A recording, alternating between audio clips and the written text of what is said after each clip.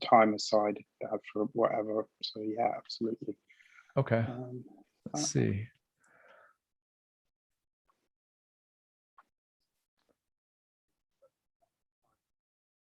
Here we are. Awesome. It's showing us live now, so I think we're good. Just wait a second to make sure that,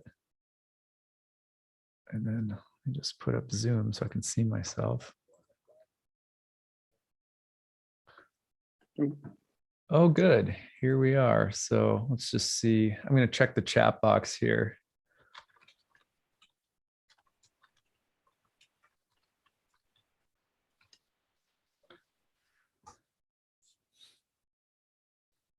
Oh, good. Okay, we got the chat box going. Okay, good. I'll get us started now.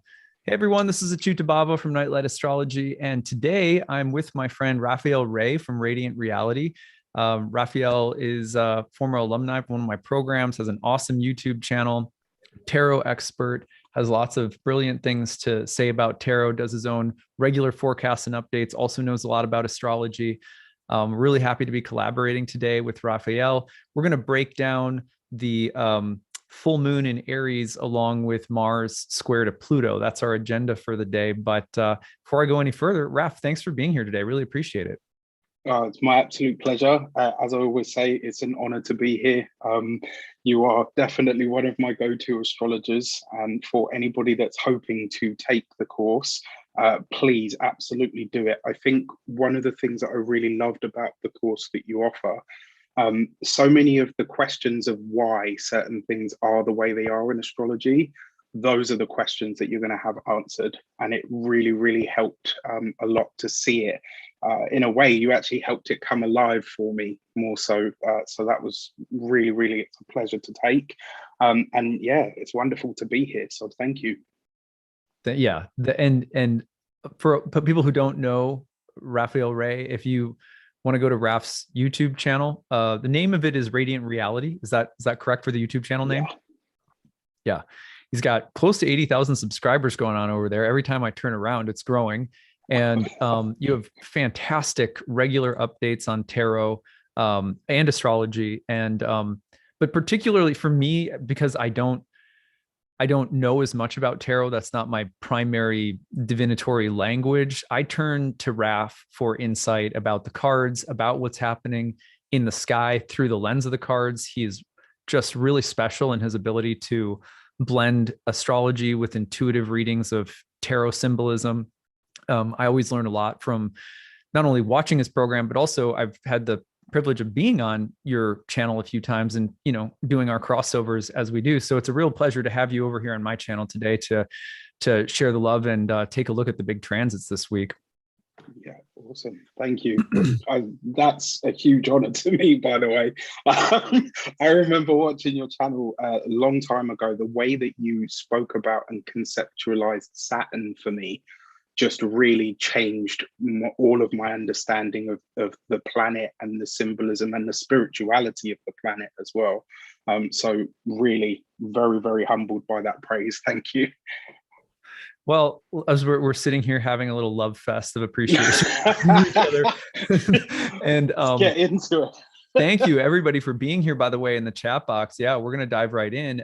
Tell us where you're coming from, by the way, in the chat box. I'm going to read some of them off. I see New York City. I see Chico, California. I see London. I see Tucson. I see Northern Cali. I see Raleigh, North Carolina, Germany, Estonia, Finland. Amazing. So keep it coming. Tell us where you guys are tuning in from.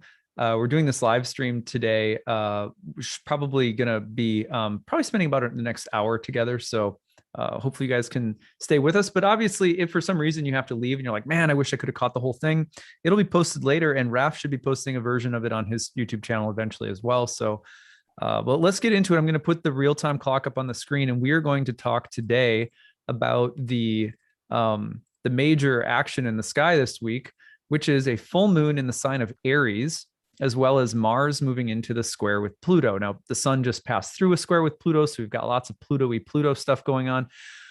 I believe there was, I'm trying to remember his name, Colin Powell, I think his name is. He was a former U.S. Secretary of State, maybe, or Defense. I can't remember his official title now. I'm sorry, I'm blanking, but I think he passed away. I read that somewhere today. I hope to God I'm not wrong about that. But at any rate, the certainly the symbolism of the Pluto and the sun square to Pluto has already been in the sky. So we're already seeing that, in full effect right now. And now we've got Mars coming into the square with Pluto, Mercury stationing to turn direct, Jupiter stationing to turn direct, Saturn recently turned direct, Pluto recently turned direct. So it's just been a big momentum shift coming. And not surprisingly, as that big momentum shift is happening in the sky overall, we see a couple of planets hitting Pluto as the full moon's coming through. So there's some kind of dynamic changes in the air. There's a dynamic change in the air happening right now. Here's what you can see. Raf, can you see my chart on the screen? Yeah, absolutely. So here's the Mars in Libra coming through the square to, let's see here, coming through the square to Pluto. And we're going to watch how this perfects. So if I advance this just a couple days at a time, you're going to see that here's by Thursday into Friday, that's October 21st and 22nd, we see Pluto and Mars in the square to one another. Now, that's happening as the sun is also shifting into Scorpio, which is Mars's sign. So it's a pretty big, it's a really big shift. And we also know that on Wednesday morning, this is in the United States, Wednesday morning, October 20th, we're also going to see the full moon in Aries coming through. So here's the full moon in Mars's sign, opposing the sun and Mars in Libra, while there's a little T-square action with Pluto. So it's a very dynamic full moon. And I think what we want to do today, and Raf, tell me if you think this is best. I think what we'll do is we'll start off by talking about our impressions of this archetypal combination in general, and talk about what we might expect, sort of all of us overall. And then maybe we'll go through the 12 rising/sun signs together. Does that sound good, Raf? Yeah, brilliant. Sounds great. Why don't you lead us off? What do you think about this? What are you getting from the cards, from your own intuitive practices and your own practices as a diviner about this full moon in Aries with the Mars square Pluto, maybe everything else going on in general right now? Yeah, okay. So the first, obviously, we know it's not going to be easy. We know that this one's definitely going to be a bit more intense than some of the others that we've had this year. And, intensity's been a big part of this year, regardless. I mean, we talked about this at the beginning of the year as well. And in terms of the backdrop, this year is ruled by the number 5, and anywhere you get the number 5, you're always going to have a little bit of strife and a little bit of challenge. So as we come to this point, I kind of feel like this is, in a lot of ways, it's the final tip of the pressure cooker, right? This is where it all kind of comes to a head, and this is where we're going to really find a way. And the way that I kind of see this happening is we're going to have the intensity of the full moon. And then once that gives way, we're actually going to see some real change, which is really, really nice. I think we can all agree that we're ready for some change and some forward momentum. So one of the things that I've written here is use this heightened emotional strength and power to overcome your challenges. So that intensity, if you can take that energy and direct it at whatever challenges or issues you might have had, you can actually make some really amazing headway with things that maybe you've been struggling with for a while.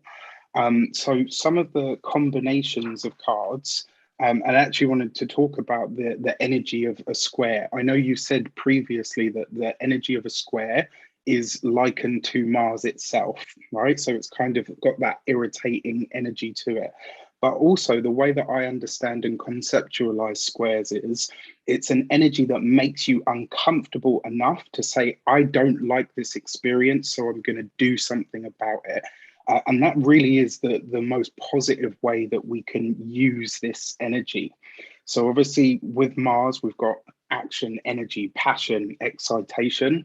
but we've also got that angry kind of irritating, stressful energy as well. You add to that the power sort of dynamic of Pluto, and what I feel with the energy of Pluto, it releases the power in a situation. So now we've got this all taking place with the energy of the full moon as well, where emotions are much closer to the surface. And suddenly we see that there's a lot of energy, there's a lot of power here that is palpable, but is also likely to bleed out, bleed through, explode. It's a volatile combination. So looking at this through the tarot aspect and even the numerological energy, this I found really interesting. So the full moon at 27 degrees, 2 and 7 gives you 9. 9 in numerology is actually ruled by Mars. So we've got a very Aries full moon at this time. On top of that, the number 9 is all about endings and completions and culminations. And this full moon, a full moon is a time of completions. Like one of the ways that I conceptualize this as well is it's like when a woman is pregnant, she comes to full term. It's the end of the pregnancy, but the beginning of the life of the child. Mm. And so we get that sort of wonderful dynamic of a beginning with an end, you know, and that kind of dynamic that shifts. And then finally, 9 being the number of enlightenment and ascension. Enlightenment in terms of it's the understanding and the amalgamation of all the numbers that came before it, and a number of ascension in terms of it looks out onto the master number vibrations of 11, 22, and 33. So once the rubble from this full moon has kind of cleared, I really feel that we're going to have this wonderful push forward with a real strong sense of confidence and clarity over, okay, what has gone, what didn't make the cut or the grade is done. But what is left, we can absolutely stand with, stand on, build with, build on. That's how I kind of see this in that energy. Are you okay for me to go on with some of the card combos that I pulled? Yes, please do. Yeah, for sure. Okay, cool. All right, I just really want to make sure I wasn't talking too much. All right, so we've got the sun in Libra, but we've got Mars in Libra at the moment. And so the way that you could see that is the Tower card being that Martian energy in the sign of Libra, which is the Justice card, right? So suddenly we start to see legal matters and challenges coming to a head. Suddenly we start to see surprise understandings and or in some way, shape or form, you could even see this as surprise twists of, and I don't want to say so much fate, but surprise moments or energies that come into balance situations where they've been completely imbalanced in some way. On the opposite end of that spectrum, we have the High Priestess representing the moon, and we've got the Emperor representing the sign of Aries. So the moon in the sign of Aries. When you combine these two cards, one way that you could read this is it actually represents like an undercover policeman or an investigation that's going on behind the scenes of a legal nature that now may suddenly start to become prominent or noticed in some way, shape or form. One of the challenges with this combination that I didn't really like, and I was almost not going to use the High Priestess, but my intuition said, no, that's right. Is this could be violence against women, which very, very possible, as I'm sure you know, due to with the combination of energies that we're seeing. And then finally, on the other end of the spectrum, so you could use the Death card to represent Pluto in the sign of Capricorn, which is the Devil and the Death card. So this could bring a potentially violent or extreme end to something, and I touch wood, someone. The other way that you could pull this as well is if you took the Death card out and put in the Judgment card. And suddenly, although it's similar, we get a very different understanding when you start to combine these energies. So with this pairing, what I put here was the end of obsession or fear-based compulsion. right? And then when you think about these energies all starting to combine and speak to each other, that's when you start to get a bigger and broader picture of how we can, as a collective, start to really ascend. And with that Tower card in the mix of all of this, it does suggest that something is quite quickly going to come crashing down. And what I say to people with the Tower card is, once everything has fallen and the dust is settled and the rubble is cleared, whatever the Tower leaves behind is terra firma. You can trust that implicitly because it's survived the thing that can't be survived. So that's some of the ways that this could play out in that regard. Yeah, I love, there's so many great images there. The cards are so helpful to helping us visualize and kind of, you know, associative images help a lot when it comes to planets, because planets and signs, you know, they can be very evocative, but a lot of it depends on our ability to draw on relevant images to help bring the heavens down to earth. And that's why I love the use of the tarot. And you did a really nice job. I think one thing that's really important to remember is let's think about the meaning of a full moon philosophically from the ancient perspective.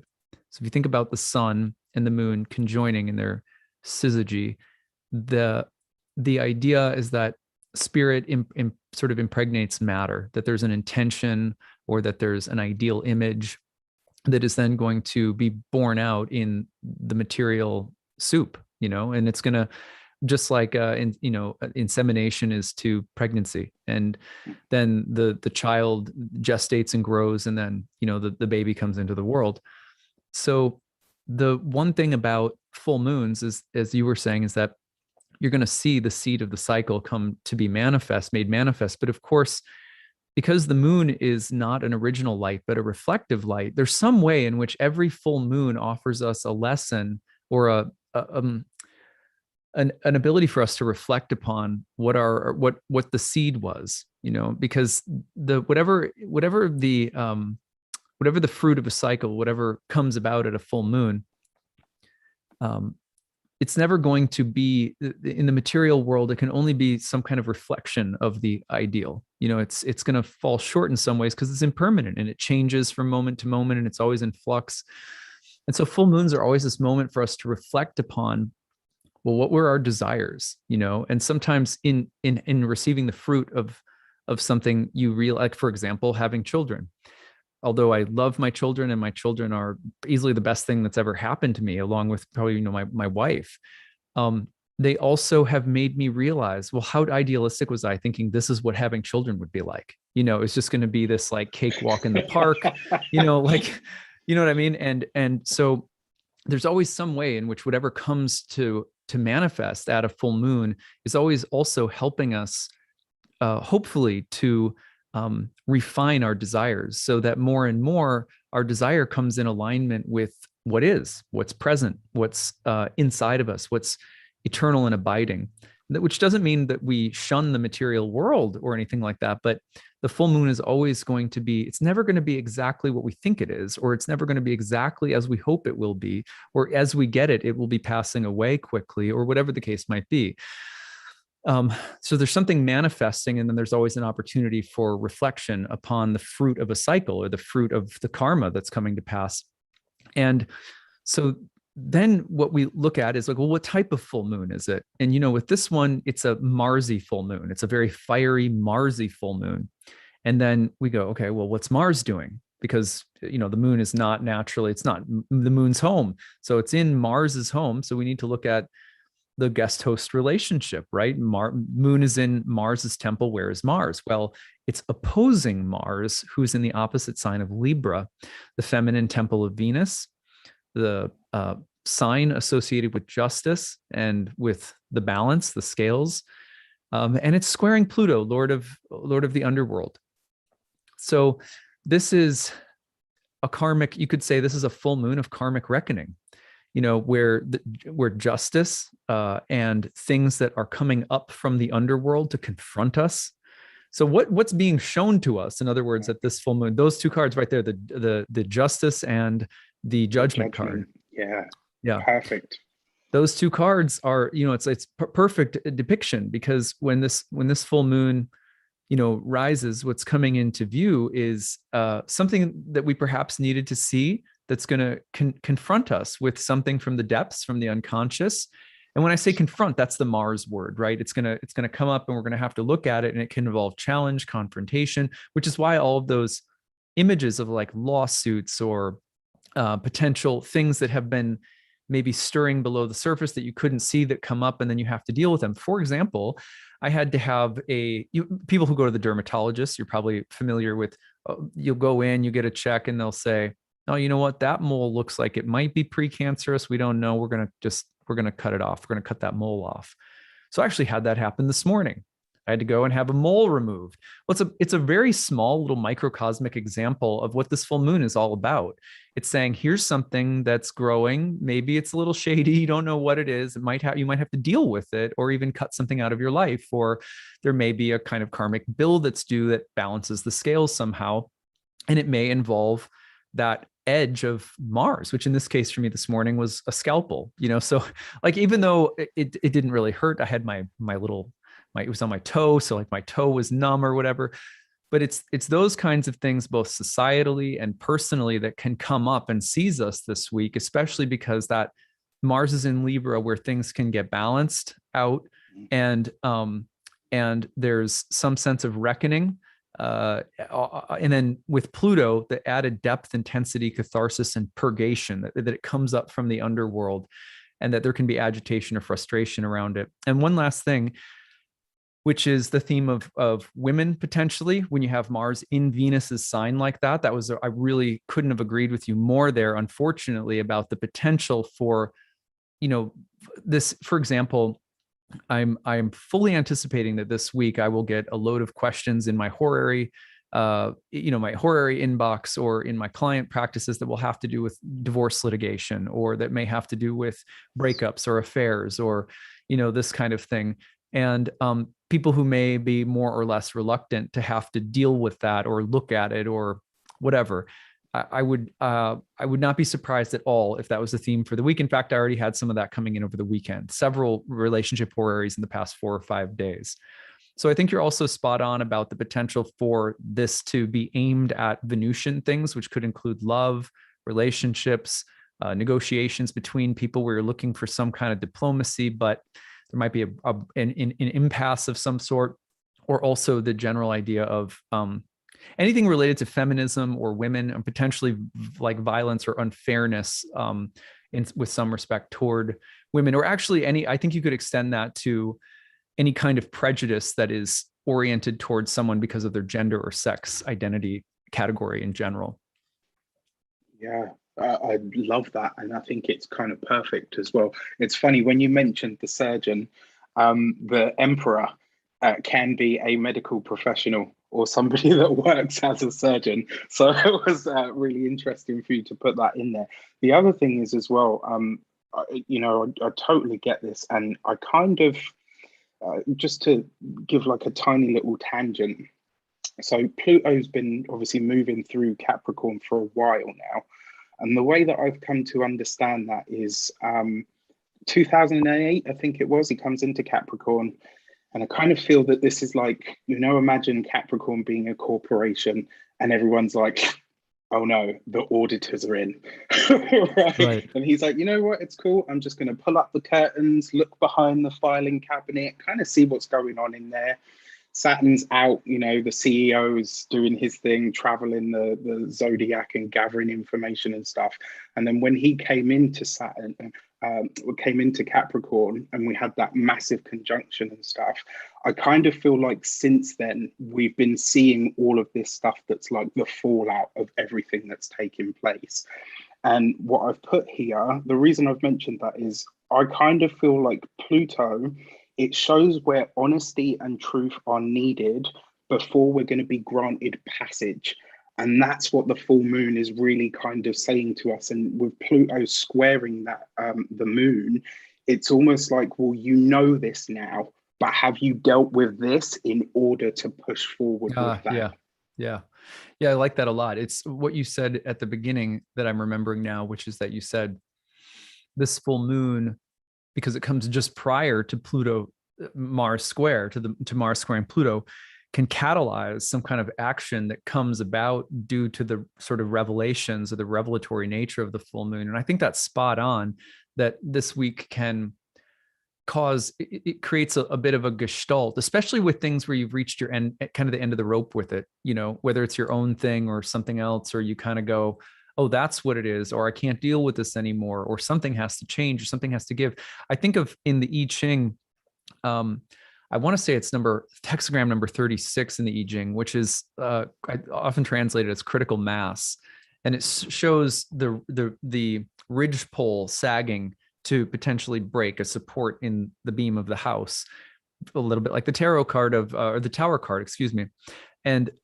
But I also like what you said, which is that when you do take action this week, you know that in dealing with whatever you're dealing with, you're probably going to be good going forward if you go ahead and deal with it now. Don't put it off. Might be a temporary setback. Maybe it delays something. Maybe there's a feeling of like frustration and being held back from where you wish you could be already.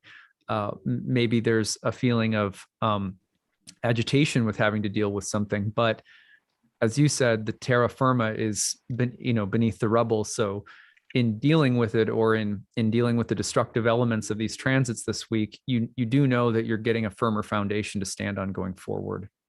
Yeah, absolutely. I kind of see this as like a massive, I love the way that you brought the surgeon in there, because it's like, yeah, whatever goes now, let it go with grace, right? Yeah. That's the energy of Mars in Venus's sign, let's say, and the same with the sun being in Libra.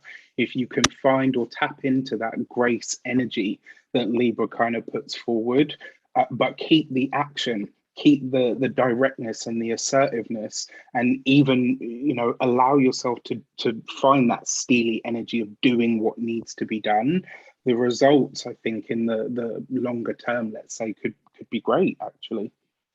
Especially given, I think that this is really, this transit here, mid to late October is just 2 months out from our final Saturn Uranus square, which, is that's going to, and we're hoping to meet again in December to talk about that and Venus's big retrograde with Pluto. So I think some of what's happening right now is probably, some of what we're talking about is probably wrapped up in the momentum carrying us toward those changes in December as well. Yeah, I think those are going to be huge. That Venus retrograde, I've just on an intuitive level, I've been getting some really interesting information. And one of them was that on the wider world stage, we're going to see some really weird stuff with the world's money and finances. Like, it at first, probably people don't really notice, and then all of a sudden it's like, bam, surprise, and everyone's like, oh, okay, this is happening. I think it's going to be interesting. Sorry, I didn't mean to cut you off, Raph. Keep going if you wanted please. to. No, that was it. Well, I was just thinking the last time we had, Venus retrogrades, when Venus is moving from the evening star to the morning star, were in the ancient world were heralds of war, the coming of civil, Venus representing civil harmony, civil strife. It goes into the morning star position. It becomes much more aggressive and tends to represent periods of social separation before an eventual union again. So this Venus is always doing this dance between sort of war goddess in the morning and sort of pleasant diplomatic harmonizer in the evening. As that change is happening in a conjunction with Pluto, real close to the Saturn-Pluto conjunction point, think about what we had during the last Venus retrograde, which was June of 2020, when we had, at least here in the United States, we had the demonstrations, protests, in some case riots, after George Floyd was killed. And so the last time, the environment of Venus retrogrades, they're not always like that, where it's so massive on a social collective level. Like, you will see social unrest, relational unrest, and the need to separate out core value differences, and sometimes with real, even violence involved. So that with Pluto amplifying that in December, I think Yeah, it's, and then Saturn Uranus present in December too. So it's like, oh, that's such an intense. December is, I don't know. I mean, I marked it on my calendar as, along with maybe around springtime this past year, some of the big transits that were happening then with eclipses and Saturn Uranus, again in like June. But it is one of the biggest months of the year. Yeah, for sure. I'm actually looking forward to talking about that. One of the things that I've put here, that because you've really helped me build this picture now, and it makes a lot of sense when you explain the Venus retrograde like that. I almost feel like this full moon and the fact that Mars is now moving through one of Venus's signs, it's almost like it's armoring up. Do you know what I mean? It's like, we're not going to need this when this moment comes. We're not going to need that when this moment comes. So let's just deal with what we've got now. Let's cut away the superfluous and get to it. Very, very interesting. Yeah, absolutely. Well, Raph, how do you feel about shifting and going into the 12 signs and taking a look at maybe Mars square Pluto, the full moon for each 12 signs, and just giving us some cards per sign?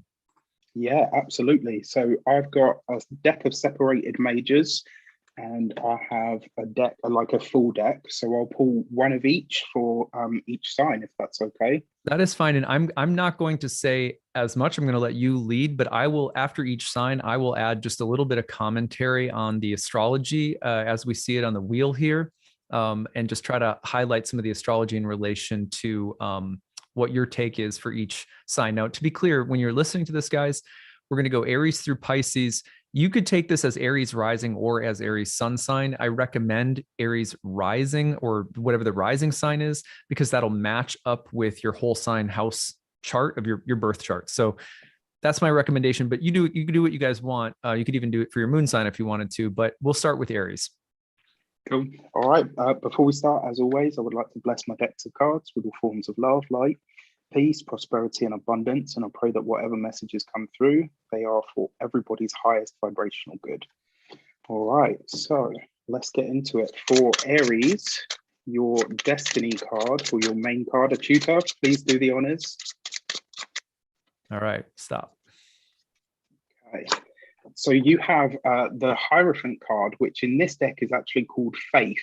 And in a lot of ways, I actually feel like this could be a moment where you're tapping into your own authority.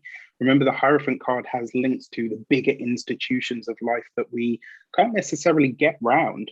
But this is about you finding that for yourself, inside yourself, and finding a way to use that where you can burst through the constraints, really, of the environment that you're kind of caught in, let's say. The other thing with the Hierophant card, or the Faith card in this, it really does invite you to ask yourself, what do I have in place here that's going to help me get through what I'm experiencing right now? And with that, you have the Moon card, which, you know, really Aries full moon. Absolutely. And there it is, right? So the confusion that might come in at this time for Aries is, what do my belief structures or understandings of the world say about the way that I'm living my life? And what can I do to change them? That really is it. This is a time, if you're an Aries, if ever you had power to make a big change in your life, it's right now. Nice. Beautiful. Let me put up the real-time clock. So just writing on what Raph said here, you can see that the full moon is going to land in your first house. Let me just actually push this forward just so we can get the full moon depicted in here. So here's the full moon. This is coming in Tuesday, Wednesday of this week, October 19th and 20th. And when you have the full moon in your first house, the mirror is shining back on yourself, on your own psyche, on your vitality, your body, your health, your sense of identity, your dharma, meaning your sense of sacred duty. But it's being called into dialogue with the expectations that others have for you or of you, with a big stellium in Libra in the 7th. You had a Mercury retrograde there recently. You got the ruler of the full moon, Mars, in that house, and it's hitting the square to Pluto. So the expectations of others here are not just relational, although they might be rooted in intimate relationships, but they're societal. So societal and interpersonal relationships and the pressures that they are placing on you to change or transform, or the need to resist those calls to conformity if they're in any way toxic, but you probably will feel those very strongly. And so I would see those as, really nice correlates with the Hierophant moon card. Mm-hmm. Yeah, especially with the Hierophant being a card of society as well, the bigger, wider stage, let's say. All right, for Taurus, when you're ready, a tutor, please say. Ooh, the cards have spoken. Did they fly? Did one fly out? Yeah, they've all gone kind of everywhere. So nice. Taurus has the Wheel of Fortune. This is really nice. So this could be a moment where you are in receipt of the results of things that you've already put out into the world or into motion in some way, shape, or form. What I love most about this card, use this time to allow yourself to be navigated to where it is that you feel either intuitively pulled or where you feel like almost kind of like the hand of fate is kind of shoving you in a specific direction, even if it feels uncomfortable. The reason I say this is the Wheel of Fortune always has us in the right place at the right time to get what we're supposed to get from what we've already done. So this could be a really nice time for the Taurians among us, actually. Let's see, to clarify on that, we have the Five of Pentacles. All right, so I know a lot of people are freaking out because the Five of Pentacles is not an easy card. It's not a great card. One of the ways that you could see this is, this could be an end to financial challenges and or hardships. It could also be a time where anything that's felt like a burden on the material plane is now able to be released. And it might come suddenly, it might come, I don't want to say intuitively, I kind of feel like it's more divinely orchestrated than that. So if you feel yourself being pushed in a certain direction, go, because the chances are something's likely to be removed from you that allows you to really step forward. And finally, for any of you who have had health challenges and or issues, you could find a way of managing those things now that just didn't, not that it didn't exist, but wasn't present at the time. Perfect. I love this one because this full moon, if you're a Taurus, is going to be in your 12th house. And it'll be opposing Mars in the 6th, but also you're looking at Pluto square in the 9th. And the image of the Five of Pentacles, the two out in the cold outside of what looks almost like a church or a cathedral, is interesting here too.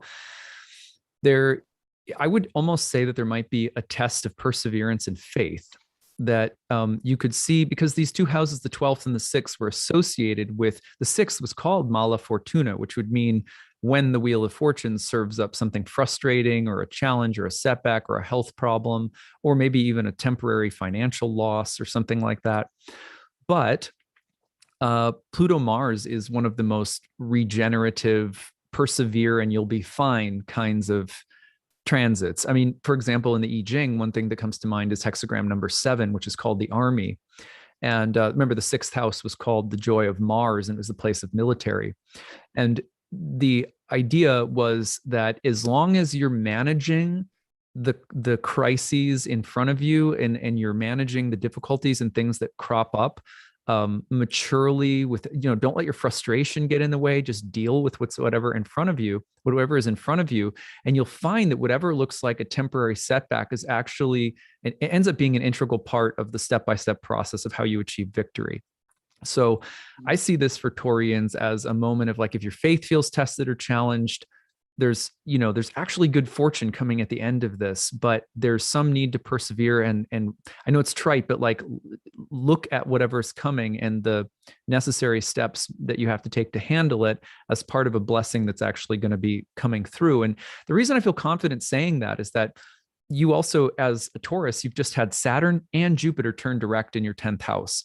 Those planets are going to get moving. It's good that you have Jupiter up there right now. Both Mars, the full moon, the sun, they're all tapping into that Jupiter energy as they're passing through as well. And Jupiter's picking up speed, moving direct. So I do feel confident that, like, even though the 6th and the 12th look a little messy, that there's like a bridge over troubled waters here.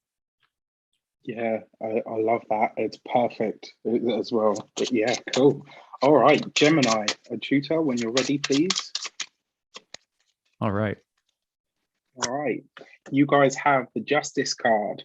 Okay, so in a lot of ways, yes, it can represent choice and partnerships and stuff, but the Justice card, when you really boil it down, is about commitment. And that's what this time is really asking you for, to commit to something. And it doesn't even have to be necessarily anything outside of yourself. This could be something that you've wanted for yourself or needed for yourself. So the Justice card showing up for you guys in a lot of ways. This, funnily enough, this is Libran energy as well. It's really asking you to think about your commitments. Are there ones that need to be removed? Are there ones that need to be strengthened? Or are there ones that really need to get started? To clarify on that, and there they go again. All right, you have the Death card. So one way that you could read this is literally the death of a commitment, the end of a partnership, the end of something that comes up for you that you know has really seen its better days, right? It's time for it to be released. It's time for it to be removed. With the Death card as well, very often, and this is the other thing with the Justice card representing choice, this could be a moment, and I say this to people, when the Death card shows up for you, you have a chance to avoid a Tower moment here, but it requires you doing the hard thing to say, this has seen its final days. So with the Justice card here, it's almost like the universe is saying to you, if you release this now, I will hold back the river, right? The banks will either burst, or you can create a little tributary and pull some of it away so that everything can continue easily. Nice. Yeah, if I had to add anything astrologically to that, I would mention that this full moon in Aries is landing in your 11th house, which is the place of friends, groups, organizations, allies, with Mars opposite in the 5th house, which was in Indian astrology related to the joy derived from doing your dharma, which is your sense of duty, but also an expression of your unique gifts and service to others. So I wonder about having to make choices about whether or not you, the people in your life are the right people. If you're creative gifts, or if there's enough joy in your life relative to your work or the kinds of people that you associate with. For example, if you found yourself in association with people that felt like they were at direct odds with the things that really bring you joy, or the things that you feel you're best at, or something like that, then there might be some way of exiting the situation right now, as Raph was saying, some way of getting out before it's too late and you compromise too much of yourself, or get in over your head, or have to take on a commitment that's more than you should, or something like that. So be careful of the contracts you sign emotionally, psychologically, or literally, if they're really feeling like they're at cross purposes with something that feels really true to yourself, and especially things that bring you joy, happiness, or creative fulfillment, because that it's opposing Mars in your 5th, right?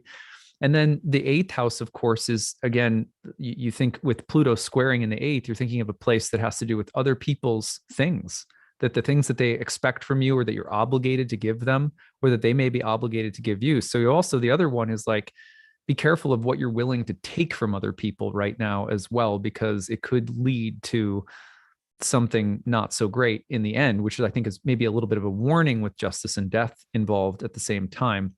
And also with Jupiter and Saturn both turning direct in your 9th house, how does this square with your beliefs? You know, what are your guiding principles here? And those are trying to communicate with your 5th house, the trine between 5 and 9 here. They're trying to communicate and say, like, well, you know, are your guiding beliefs and your sense of joy and happiness involved with the decisions that you're making right now? Don't get in metaphorical bed with anyone that you don't want to in business, and just on any level, be really careful of that kind of stuff right now is what I'm getting. That's brilliant. And yes, absolutely. The Justice card is also where you sign on the dotted line. And the Death card, interestingly enough, is a hard no. If you ask a yes, no question with the tarot and you pull the Death card, you don't bother with any more cards, because that's a no. So amazing. Thank you, Tutor, for really digging into that. All right, for Cancer, when you're ready, just say when. Ready. All right. Oh, of course, Cancer gets the Chariot card. I'm laughing because obviously this card represents the sign of Cancer, and obviously this transit is always going to be special because Cancer rules is ruled by the moon. So the fact that you've got the Chariot card here, I feel in a lot of ways this is about you starting what I would, if you know this term in the crypto sphere, the bull run. I kind of feel like this is the time for Cancer where they can start their own personal bull run. And in a lot of ways, I feel like this full moon for Cancerian people, especially with the Chariot card, is a push towards what you believe to be victory, what you believe to be success, and more importantly, the acquisition of that self-directed energy. It's almost like I kind of feel like saying to Cancers, it's time that you're getting your mojo back, but this time it's here to stay. Nice. All right. To clarify on that, we have the Nine of Cups. Oh, yeah. We like this. All right. So with the Nine of Cups in the mix, this gives a really positive outlook. It also suggests that this is a time of true healing of the personal will. This is a time where really getting back to this is how I feel, this is how I'm going to step forward. And this is where I truly get to elevate what I feel is right for me. With the Nine of Cups here as well, it really gives me this energy of something about the self has been conquered. And now it's almost like living, you know, when you have like a really cathartic moment, and when you come out the other side of it, you feel like, you know what, I could demolish a tank right now. That's kind of what I feel is happening for Cancerians with this moon, especially with these cards and that Nine of Cups. And then finally, because it is a card of wish fulfillment, this feels like the answer to a prayer for something on a very selfish level. And when I say selfish, I don't mean like me. This is actually a very good thing for Cancerian people because they're extremely giving. So it's like for once you've made a wish or a desire that's about yourself, and now it's granted because you chose yourself in some way. That is perfect. Let me show you guys. I'm going to share a story. I know my wife is not here to approve, but I know she'd be fine with it because this is something that she we're both used to sharing elements of our lives publicly as we teach and stuff like that. So I'm going to share you guys a little story about my wife, who's a Cancer rising, as this full moon has been coming through. So it lands in your 10th house if you're a Cancer. And I'm going to tell a story, and I think it could be something like this for all Cancers. That's why I'm telling it. So my wife is taking a 1-year sabbatical starting in January. And this is kind of the culmination of a feeling of, as Raph was saying, like, I need to do something for myself. And a big personal shift that's happening, right? At the same time that is happening, and she's in a sense coming into a very deep sense of personal alignment. I need to take a year off to just figure out where I'm at as a mom, as a spouse, as a professional, and reconfigure. So right as that's happening, and she's stepping back from things left and right, she got invited to run for the chair of a very prestigious committee in an organization that she belongs to, that she's served as a volunteer for a long time. So now she's at this crossroads where it's like, that is antithetical to what I want to do with the next year of my life. Right? But it's also kind of a wish fulfillment in the sense that I would really be able to make a big difference and do something I'm really passionate about and advance in my career. But now I'm at this crossroads because it's really like, that would take up a ton of my time in a year that's supposed to be about sabbatical.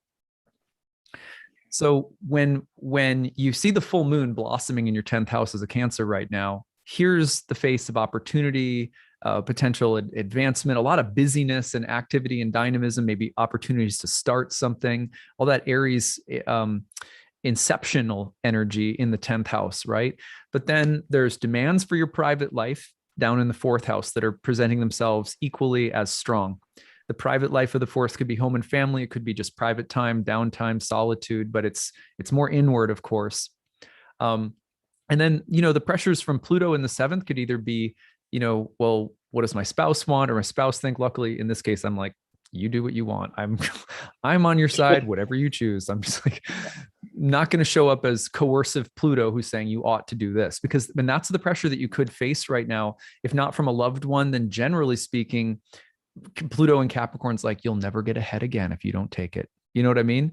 Yeah. Pluto and Capricorn can be very ruthless in telling you, like, look, here's the wish fulfillment. It's right in front of you, and you better something has to be it's like a compromise that has to be made, and Pluto may be the voice here telling you to compromise something in a way that's not healthy or good necessarily. I would be very cautious of that with this particular Pluto, because in the seventh, you know, Capricorn obviously in the seventh is directly opposing the Cancerian energy in the first, and could put that weight of like, hey, let's, you know, like no pain, no gain, baby. You know, it's like, let's go. And so, you know, I always think of that Nine of Cups card as potentially being like, I don't know, looking a gift horse in the mouth, or feeling entitled to something, or perhaps being self-satisfied and setting itself up through hubris for some kind of fall. So there may be, in other words, just a number of different factors on your plate, you know, things on your plate right now. And maybe there's too much and you have to make some choices about what to prioritize. And the only thing I would say here is that you have to be really cautious that you're not exerting too much in the way of the 10th and the 7th in your chart, which are going to be social conformity, achievement, all that kind of exhilarated outward energy, versus the needs of the 4th, which are much more, inward and private. Yeah, it's really interesting that you mentioned that as well. When you look at the image, I've just pulled the Chariot card from the Rider-Waite-Smith deck. When you look at the Chariot card, it's got the two sphinxes on it, so the light and the dark one. And this is where we get this idea of, really finding it within ourselves to balance our wants and needs with the wants and needs of the outside world as well. And that's where that idea of conquering the aspect of self comes in as well. I'm really chuffed for her. I think it would be great. Obviously, it has to be her choice. But yeah, the funny thing is, I felt for a long time that 2022, in terms of Cancerians, is going to be a big year for their career. Yeah. Don't know why, I feel that. All right, for Leo, when you're ready, just say when. Now. Leo has the Hanged Man. All right, so there's a few ways that we could look at this. The first one that I want to say, if you're a Leo, take time right now to really take stock of everything that you've experienced up until this moment. So I'm not telling you not to act. It's an Aries full moon after all, and we've got that Mars Pluto square, so you're going to have to act, but make sure that that space that you are choosing to move forward from is from the deepest well within you, the one that is connected to spirit, the one that is connected to the universe, whatever you want to call it. The other way that you could look at this as well, where is it that you have given too much, that you give too much, and where is it that now is a time where bringing the creativity and the beauty of life, let alone being a Leo, is really going to help you at this moment in time. I like this card, but I often say to people, it's a time of reassessment and reevaluation. So if you're a Leo, this is a time where really going within is where you're going to get the most answers, where you're going to get the most understanding. And then to clarify on that, you have, that's lovely, the Ace of Cups, right? So that big leonine heart that you're known for, this is a time to really get into that space, to really ask yourself, what do I love? What do I care for? And more importantly, how can I nurture and nourish myself with the gifts that I have on the internal space, or rather in the internal space? Because it is the Ace of Cups as well, this does suggest a new beginning of putting yourself first, but not in like that, I'm a Leo, me way, more in a case of, I'm going to nurture and nourish myself the way that I do other people, or even mentor yourself in some way, shape, or form. Nice. I like this one a lot. There's some really cool aspects that I was picking up on as you were talking there. here's Leo on the ascendant. One of the things we can see is that as Mercury is stationing and now direct this week, it's doing so in a in Antitia with Neptune in Pisces in the 8th house if you're a Leo. While you also have this cross of energies with the Mars, Sun, full moon, Aries across the Libra Aries axis, that's your 3rd and 9th house.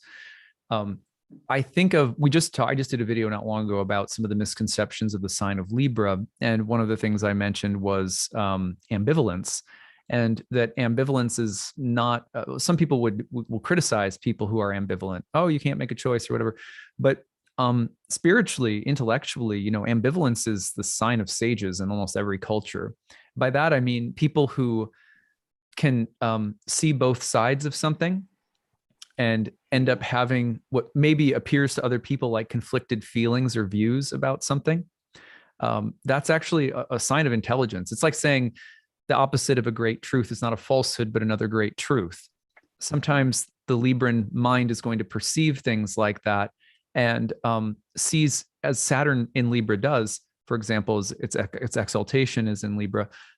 Saturn sees the necessity of all opposites, even when we really don't like an opposite, and there's even reason, broadly speaking, to believe that someone or something is unjust or evil or dark or bad, but from the kind of grand cosmic sense, the sage sees with equal eyes. And that's not something that's really, it's not valued in our everyday life. And sometimes it can even be, like people will use that kind of equal vision as a way of escaping moral responsibility or action or choice or something like that. But in this case, what I like is that you may have conflicted thoughts and feelings about things right now if you're a Leo, in terms of where you should act, who you should serve, what you should give your time, energy, and attention to. And I think there's some kind of emotional risk that you need to take.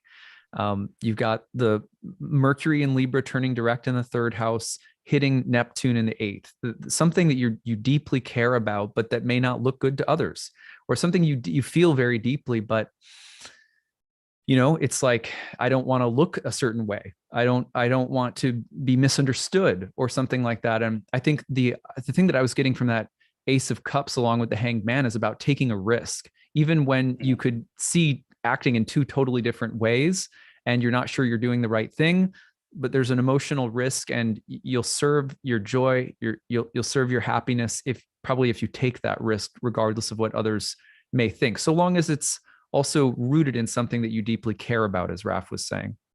Yeah, love that. That's brilliant. Absolutely. That's interesting because I'm a Leo rising, so I'm like, okay, cool. I can work with that.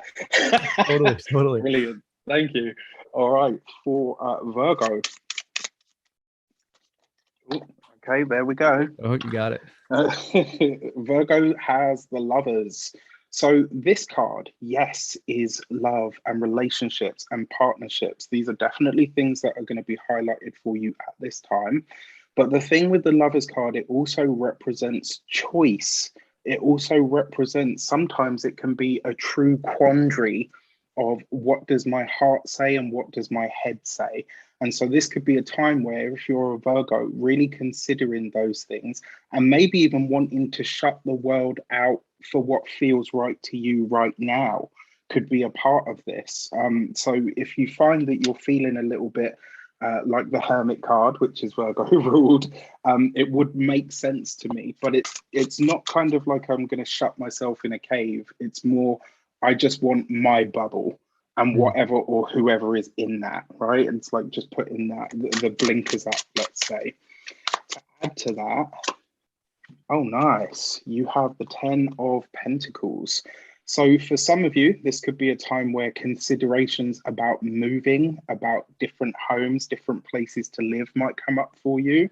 The 10 of Pentacles isn't just money and resources. I'll talk about that in a sec. It's also a dwelling, right? A physical home. And when you got the Lovers card there is almost this, we'll stay in here and everyone and everything else can stay out there. And then when you add to this the financial aspect, this could be a time where you understand on a deep level if I make this choice now, it really does lead to gold in some way. However, it's not going to be easy because it does suggest that you're going to have to isolate or alienate someone or something from your life in order to get that gold. So it's kind of like a question of, is it really worth it? Nice. Those two cards, when we look at Virgo rising, they it was, just so I remember, it was Lovers and Ten of Pentacles, right? Mm-hmm. Okay, right. Interestingly, the full moon takes place across the second and eighth house axis. And so the potential for conversations about resources, money, business, and assets within the context of meaningful relationships is right there. You got the full moon in the house of, like, say, spouse or partner's money or other people's assets, resources, or esteem in general. And then you have the sun, Mars, Mercury turning direct, all in the second house of your own resources, and what belongs to you or what comes about through your own efforts, skills, and abilities. So there's a conversation happening around those two places this month. And then with Pluto squaring in the fifth, you know, let's just say that when I think about this, I think about the potential to, some relationships are very expedient for us, and they're going to get us to where we need to go in the long run. And in the short term, the compromises, the disagreements, the small stuff, we just have to set it aside. And Pluto in the fifth might be just sort of Machiavellian enough to get us to understand that. And we really probably need to. On the other hand, you have to be careful of getting used or using someone or getting taken advantage of somehow, or what the motivations are for certain kinds of relationships and what values or assets people have or expect of us or whatever. And, what kinds of things might be lurking in the shadows of those relationships and value exchanges in them. So those are the things that come to mind for me if you're a Virgo this month. And remember that this is probably connected to an intimate relationship because, again, your ascendant ruler, Mercury, turning direct in the Anticia with Neptune in the seventh house of marriage and relationships. So there's some connection here. I would also be careful about, like, giving a lot of money to someone who needs it, like, or getting stuck in a relationship where there's some kind of codependency around money or resources. Yeah, absolutely. Especially with those two, because it could seem on the surface to be one thing and underneath be something quite different.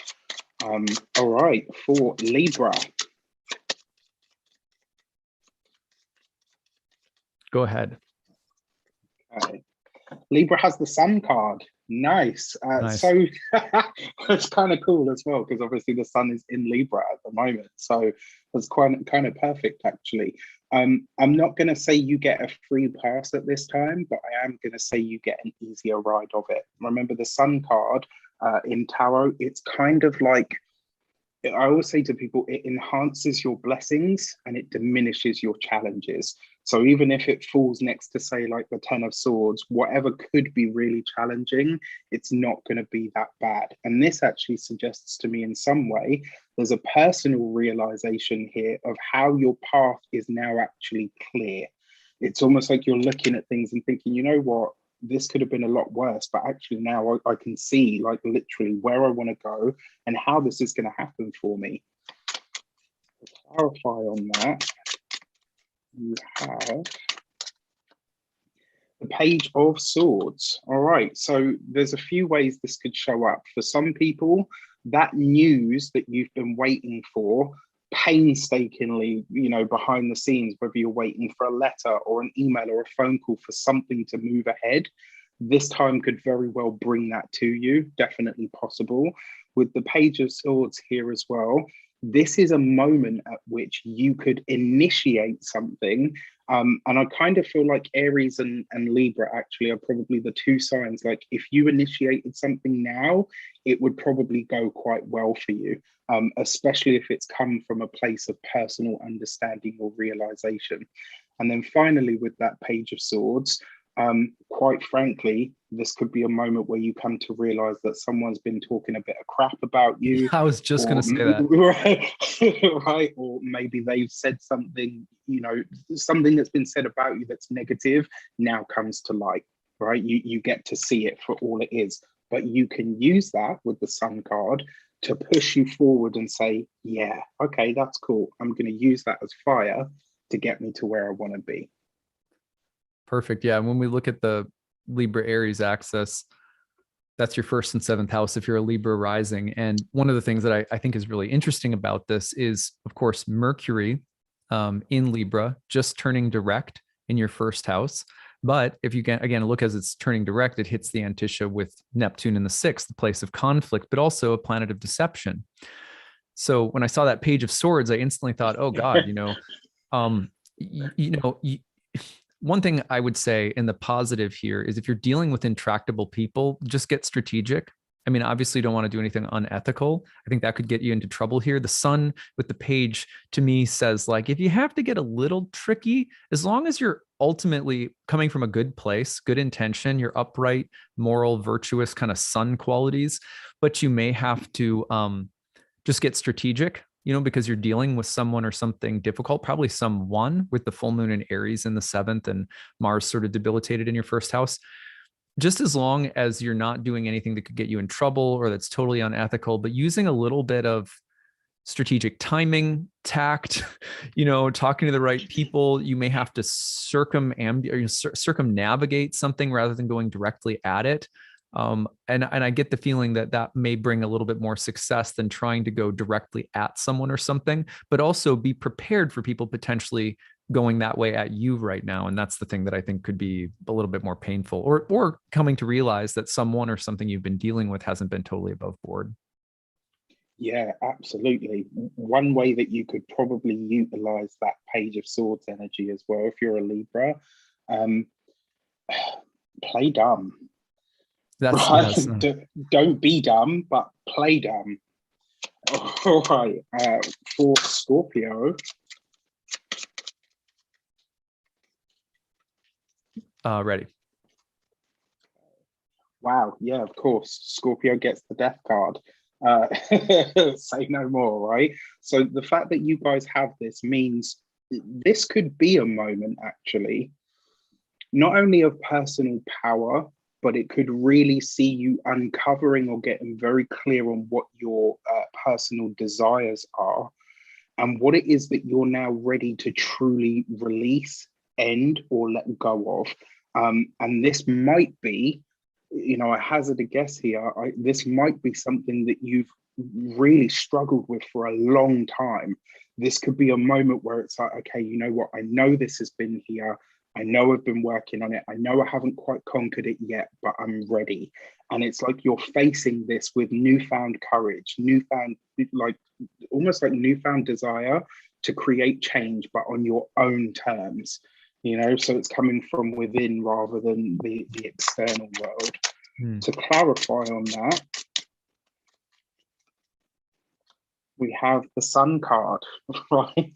I mean, to say personal illumination really speaks volumes. The Sun card coupled with the Death card, right? So whatever you're releasing, whatever might feel like, oh gosh, to let this go is going to feel like cutting my own arm off. But the Sun card is here that basically says whatever you do release is either quickly replaced with something of true value or beauty. And it could just as easily be a moment where you feel like you're coming into the light. Like literally, I'm hearing the words of a song that I like to listen to from time to time called Stepping Into the Light. And I kind of feel like this is one of those moments. And then finally, because it is the Sun card, and you're ruled by Pluto and Mars, there's this element here of you being reborn and refreshed. The warning that comes from this pairing that I'm getting intuitively, as you come out of whatever it is that you're releasing, this is a time where you need to treat yourself as you would treat a newborn baby. You would keep it safe. You would keep them warm. You would keep them looked after, swaddled, well fed. Treat yourself with those same cotton gloves as you release this thing, as you would a new life in some way. Beautiful. Yeah, that's just really great advice. Got some things here. So Scorpio rising, some interesting things to take a look at here in the chart. One is that this is all taking place, the full moon in Aries, Mars and the sun in Libra, across your 6th and 12th house axis. 12th house is called the place of the evil daimon, the evil spirit. The 6th, the place of bad fortune.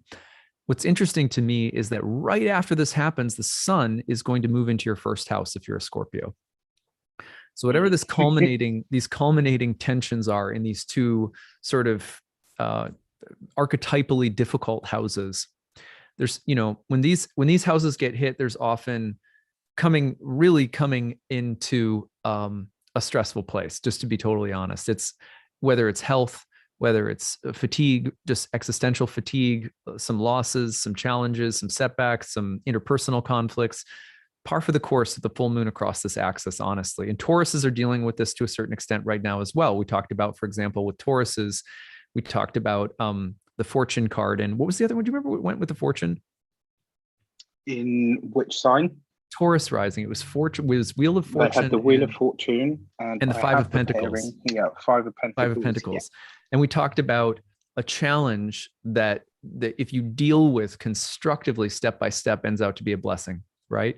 Yeah. Very similar energy here actually for our flip sign of Scorpio, where you're seeing the full moon across the difficult house axes, and the sun moves into your 1st house, which is a very illuminating place, honestly. And then the other interesting thing here is that if I had to say what kind of transformation in particular that you may be overcoming or recovering from or something like that, again, let's look at that Mercury turning direct in the Antisha with Neptune in the 5th.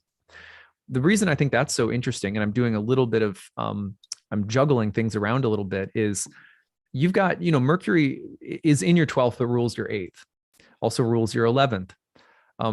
When you look at that in connection with Neptune in the 5th, I think, for example, of things or people upon which you are dependent that give you something good or that give you joy. For example, someone likes to drink. It gives them happiness in the evenings. But it's getting to a point where it's unhealthy or it's starting to ruin a relationship. On the other hand, someone that you're reliant upon business or creatively or something like that, but there's something, it's just taking too much from you now. I could see unhealthy dependencies that are sort of giving you joy, but your system is starting to say no more, that there's something there that needs to be processed, let go of, and then there's a very healthy new beginning.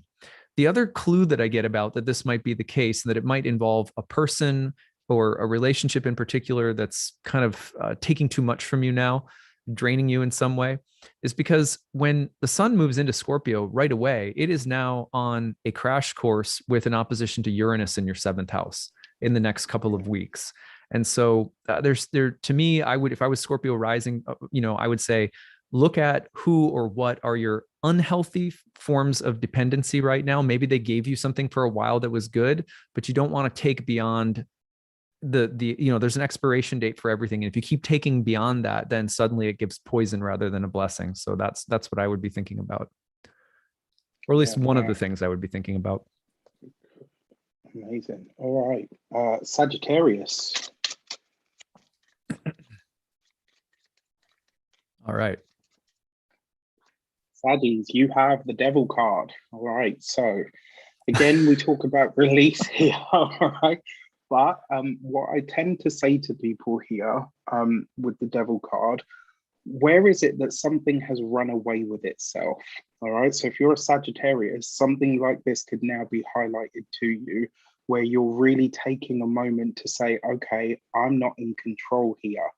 And this could be a really powerful moment of catching yourself in that moment of saying, well, I'm not in control. I don't have a choice here. Actually, yeah, you do. The other thing with the devil card, it's about our obsessions, not just our addictions, but our obsessions. What is it at this moment in time that you just don't seem to be able to let go of, that you just don't seem to? It's kind of like, when you've got a scab, you shouldn't pick it, right? The devil card is highlighting this for you if you're a Sagittarius. Now, to get out of the doom and gloom for a second, the beauty of the devil card is having the best that you can have, regardless of the cost. And so in some ways, if you can channel that in a positive way, this obsession, maybe channel it into learning something new, rather than picking at the scab, right? Because then that way you're arming yourself with knowledge or information in some regard. To clarify on that, you have the Three of Wands. All right. So the first thing that I want to say to you, Saggies, especially those of you that are in places that are heavily locked down still, that feeling that you have of just get me out, find a way to get yourself out that is constructive. All right, fine. So this could be a real time where new understandings of ways to interact with the world could come up for you. I would hope that you would find it, that as a really positive way to get around this. The other thing with the Three of Wands, this tends to be quite a lucky energy, as I've come to understand it. But this Devil card almost suggests that this is not a time to rely on luck. This is not a time to kind of say to yourself, well, it's always been all right up until now, so I'll just keep going the way that I have. This is a time to really take back control so that it's consciously led rather than, someone or something will come in at the right moment. Mm-hmm. Yeah, nice. I think we can see some correlates here with the astrology for sure. For example, right now, if you're a Sagittarius rising, you've got K2, the south node of the moon, and Venus in your first house, while Venus is moving into a square with Neptune around this time. Even though we're focusing on the full moon, Mars square Pluto, etc., this suggests susceptibility to illusion. This, especially Venus and K2 together, Venus in the south node, in particular in the first house, can speak to the unhealthy dependencies that the Devil card can point to, the compulsions that bind us.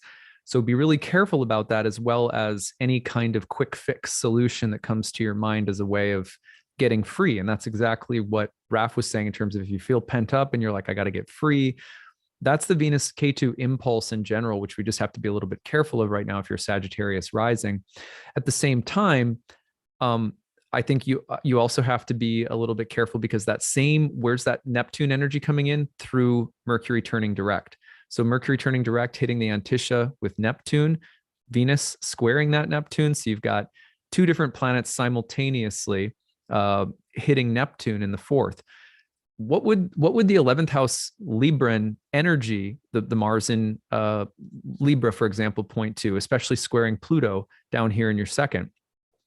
Some kind of alliance or people or group or friend or opportunity that beckons, that looks like, well, this will set me free, but could actually set you back financially, or something that promises more that it can actually deliver, especially around business, friends, associations, financial opportunities, work opportunities. I'd be really careful right now. It's not that nothing could be gained. It's just probably not as much as you might think it would, given the strong presence of Neptune from the 11th to the 4th and Venus in your first heading to Neptune in the 4th. It's not going to fix it all, probably. That's something to be aware of. At the same time, the full moon in your 5th house, it does seem to me that the full moon in the 5th house has a lot to do with, am I happy?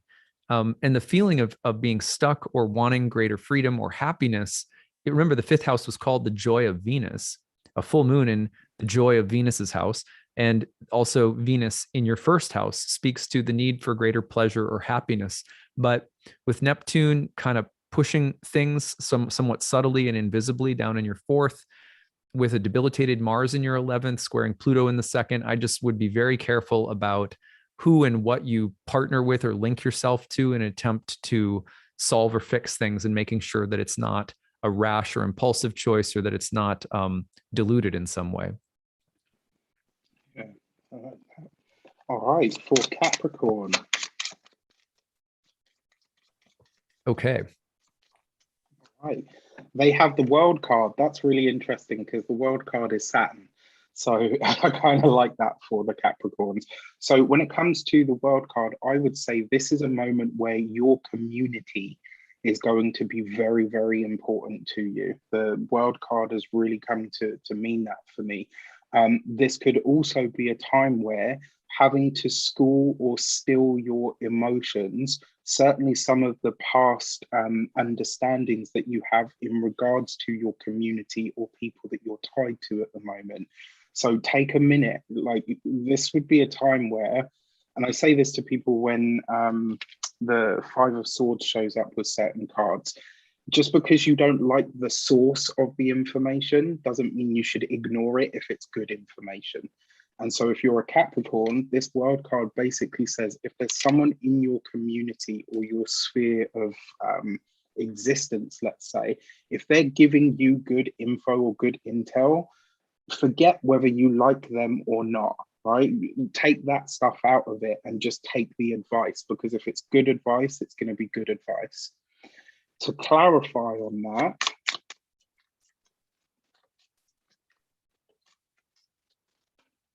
we have the Seven of Pentacles. So we've got an interruption here. On the wider world stage, this does speak to potential, well, I say potentially, this does speak to more challenges with supply lines. I'm sorry to say, it does also speak to some challenges with for or around agriculture in some way, shape or form. And then because it is the Seven of Pentacles, we also need to talk about the part of this that suggests maybe something that you have tried to put into practice just doesn't get off the ground. You know, that moment where you've put so much hard work, time and effort into something, and you know it's not personal, it's just not enough, it just doesn't happen. Take a moment right now to really consider, can you put your time, energy or resources into better spaces in your life that actually stand a chance to come good? And then finally, when it comes to your community as a Capricorn, that Seven of Pentacles is really asking you to consider where you could bury a hatchet. Where is it that you've been the strong Capricorn and now you can put something down because it's just not relevant anymore? Nice. Yeah, so a few things that come to mind for me about this one. One is that, you know, you've got this full moon across the 10th and 4th house axis if you're a Cap rising, both squaring Pluto in your first house. So it feels to me like a very existential moment and crossroads around work, identity, home and family. What's at the foundation of your life might be changing, where you're living might be changing. I think of the world and Seven of Pentacles together in this respect as a time of like evaluating the fruits of a full cycle and where am I going to go from here, or being forced into such a situation. For example, the company has to lay some people off, or there's a feeling of like being done with a contract. A lot of people in DC, for example, that I worked with would be on contracts. And then when the government contract was up, it would be like, where do I go from here? You know, so What some now? period, yeah, like a what now moment. But it's deeper than just what now around, say, where am I living or where am I working? It gets right down into the sense of core identity because of Pluto also being in that first house. So it looks to me like a real crossroads moment. It's interesting to note that Venus is your 10th house ruler. Venus is in the 12th at the moment too. So, you know, and then what's going to happen, your 10th house ruler in December is going to hit Pluto in your first and go through a retrograde. So if you look forward for Caps, this is probably just the beginning of a pretty deep moment of kind of personal inventory and going like, where am I? What am I doing with my life? Taking stock of who I am, and especially around career between now and the end of the year. And again, that's just given that we see this drama between the 10th, the 4th, and the 1st, with the ruler of the 10th, Venus, in the 12th and moving toward this epic retrograde in your first house with Pluto by December. Yeah, love that. And other ways that you could read the world card as well: mastery and or plateaus, new levels of things. So yeah, I love that you brought in with the career, because it definitely feels like that as well. All right, for Aquarius, yay, that's me. Also me. When you're ready, just say when. Ready. All right, okay, nice. So in this deck, the Tree of Life card, as I read and I've come to understand this card, it speaks specifically to divine intervention and assistance. Now, caveat with that, because when people hear that, they're like, well, excellent, I can just do what I like and it's all going to work out. Sometimes divine intervention and assistance looks like us not getting the thing that we want. not getting that free pass or the green light. And very often it's because whatever else is planned for us in accordance with divine will and our free will to choose is something better or greater. And so the path that is closed to you now throughout this period as an Aquarius may be highlighting to you a path that isn't actually for you. And so if there is a delay or a stop or something that doesn't quite go ahead, don't fret about it, because it means that there really, you know, it sounds really like cliche, but it does mean that there is actually something better. That's the challenging way that you could see this. So on the brighter side, this could literally be someone or something shows up to smooth your path, like literally divine intervention or assistance. To clarify on this, we have the Two of Wands. Nice. All right, so we've got the Two of Wands here. So this is right action in some way, shape, or form, which is really nice. The Two of Wands also speaks to the energy of affluence. So this could be a time where a path opens up to you that could lead to the abundance or riches, whatever you want to call it, that you really hope for. It's definitely possible. What you need to know is that that path isn't going to be, it's not a straight line. There are going to be moments where you'll have to meander on this path. The other thing with the Two of Wands, this is about doing something that goes against the grain for Aquarians and really digging into that space where you say, this isn't about we, this is about me. And so you're kind of going against the grain of what feels right for you at times. I guess the best advice I could give you as an Aquarius is maybe it's time to get out of your own way. Nice. Here is Aquarius rising on the screen, and a couple of things that come to mind. One, as this is coming through, I think Raph's right about the potential for some kind of fortunate resource or connection or person coming into your life. Jupiter's just turned direct in your first house. Usually that's a sign of potential abundance, blessings, confidence, kind of the wind at your back kind of feeling, especially when it turns direct. At the same time, Jupiter rules the 11th house in your birth chart. And you can see in that 11th house right now that Venus, the goddess of good fortune, is also there in a place of friends, benefactors, allies, groups. So there's a positive connection coming in from the place of groups and allies and resources. Or it was a place that was called the place of acquisition. And so Venus hitting Jupiter right now, between those two places, Venus is also hitting Neptune in the second place, the place of resources and money, while Mercury is hitting the Antisha from the 9th to the 2nd. So actually, to specify this a little bit, I couldn't help but wonder, given that the full moon is happening in the 3rd, and we've got the stellium up in the 9th, Mercury again turning direct there, hitting Neptune in the 2nd. But wouldn't this be a great time to meet an influential teacher, an influential mentor, an influential guide, someone who comes into your life essentially and says, let me show you the way.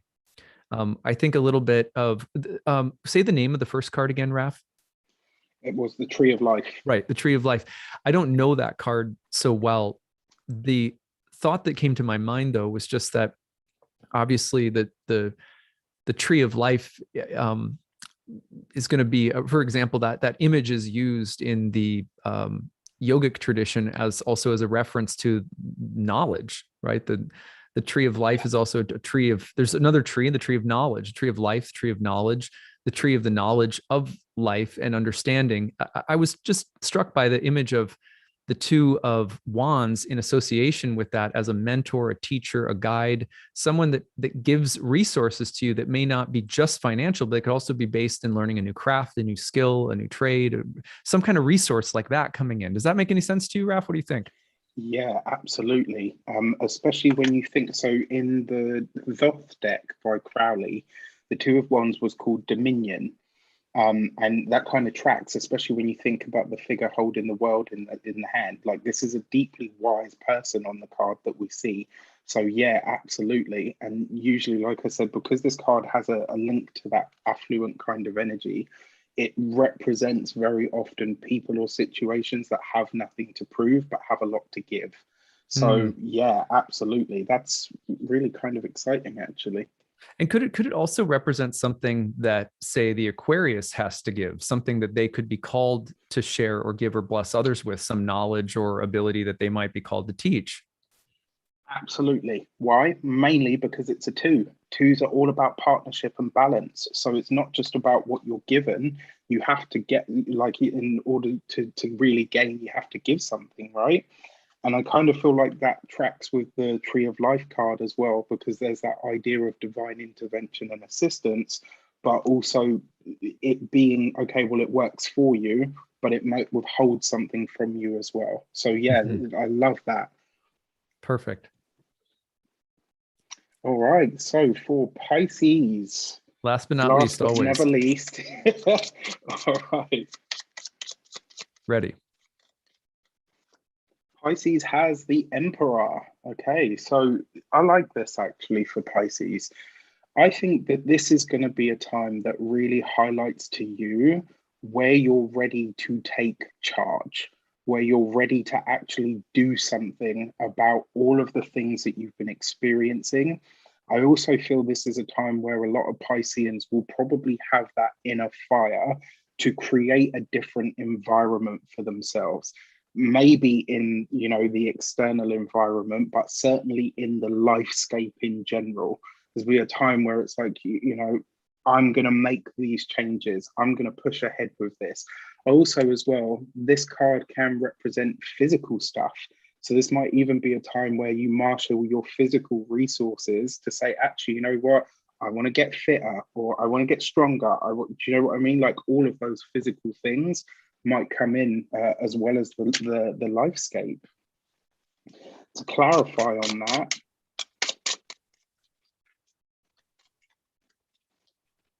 you have the Six of Swords. So speaking of environments, for some of you, this could be a time where you consider a move.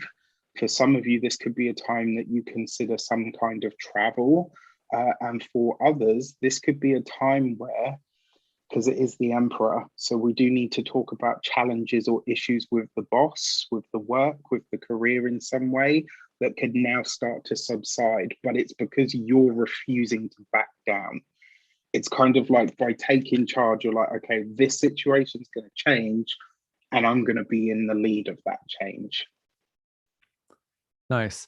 And when I look here at the Pisces rising chart, one thing that I'm struck by is that we're seeing the full moon in the second opposite, Sun, Mars, Mercury turning direct all in the eighth.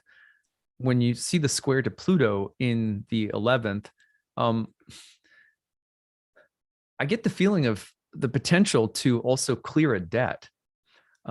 Like when I think of that Six of Swords image, and almost like moving a transition, moving away from a period of sorrow or difficulty. Yep. Maybe you had a hard boss in your life. Maybe it was a spouse. Maybe it was a credit card company, and you felt indebted or entangled or trapped by the situation and the power it had over you, the authority, the obligation, or something like that.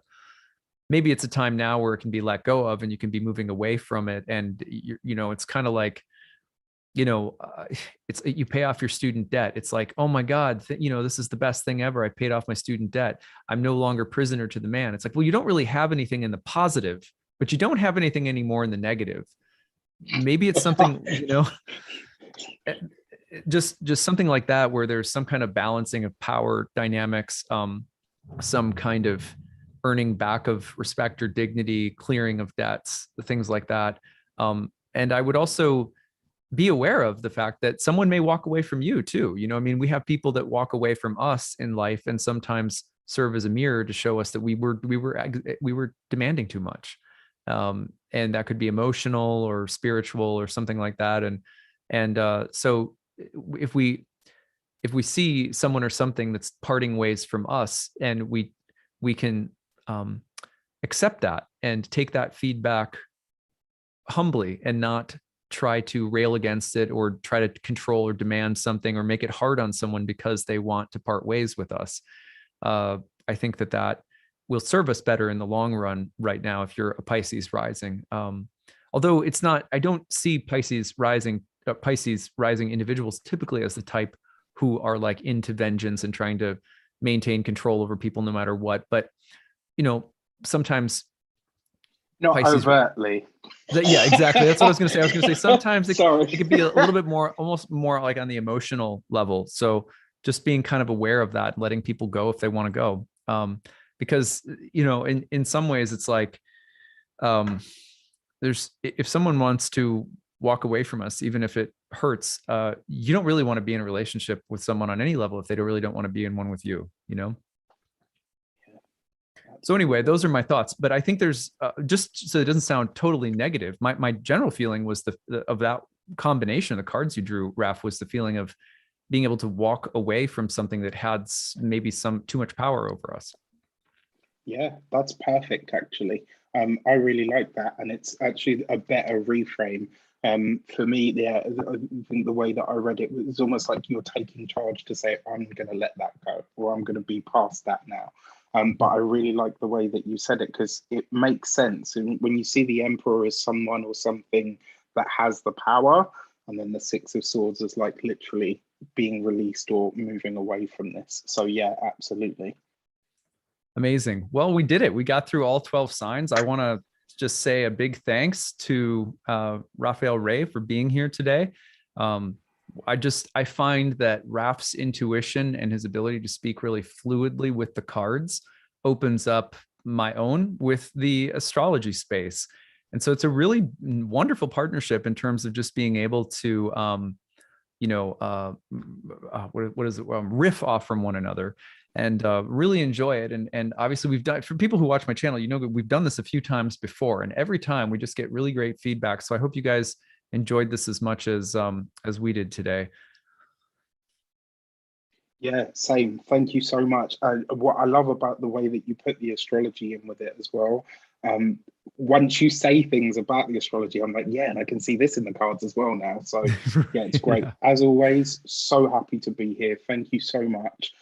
Again, for those of you that are considering taking a tutor's course, I took it myself and it was really brilliant. So if you're thinking about it, just do it. That is really sweet of you. Thank you for that. Yeah, it was obviously it was a huge honor for me to have someone of your knowledge base and come to learn more about astrology with me. And I highly recommend everyone who wants to learn more about tarot listen to what Raph has to say, because it's not just your knowledge of the cards, but it's your intuition in relation to their associations that I find just fluid and magical, and it opens up my own ability to see things too. So love it. If you guys want to check out more from Raph, go to Reydiant Reality. That's Reydiant, radiantreality.com. There are all sorts of things that you can learn about Raph. He's got a YouTube channel, radiantreality.com. Wonderful regular updates on astrology and tarot. So be sure you check that out. And I will also, since Raph mentioned it, I will mention, if you're also interested in my upcoming course, Ancient Astrology for the Modern Mystic, go to nightlightastrology.com, click on the first year course page. You can learn more about it. Early bird rate, payment plan, need-based tuition options, all available. We start on November 13th coming up. It was a real privilege to have Raph in class, like I said. And so I really awesome of you to help me plug it here. I really appreciate that. Raph will also have a version of this talk on his channel. So you'll be able to see it reposted there. And also this will be, you know, after it processes, I guess it'll be on my YouTube channel to rewatch in case you missed your sign or something like that. Anything else that people should know about how to find you, Raph? No, just on YouTube and my website. But yeah, it'd be great to have you. Head over, hit subscribe, and hopefully I'll see you in the comments. And Raph also has, I believe you have your annual crowd fundraiser going on coming up, right? We both have ours coming up. Yes, I did have plans for that, but unfortunately Kickstarter have knocked me back. So I'm not sure that will go ahead, but either which way, there will definitely be another tarot course next year. So yeah, stay peeled. And that's, yeah, it's pretty to have someone having done Kickstarter for a long time. It's pretty common for there to be a little bit of a process getting it all set up. So watch for Raph's course coming up at any rate on tarot, which will be happening again in 2022, right? Yeah. March of 2022. Great. Fantastic. Well, thank you guys, everybody, for watching today. And we will see you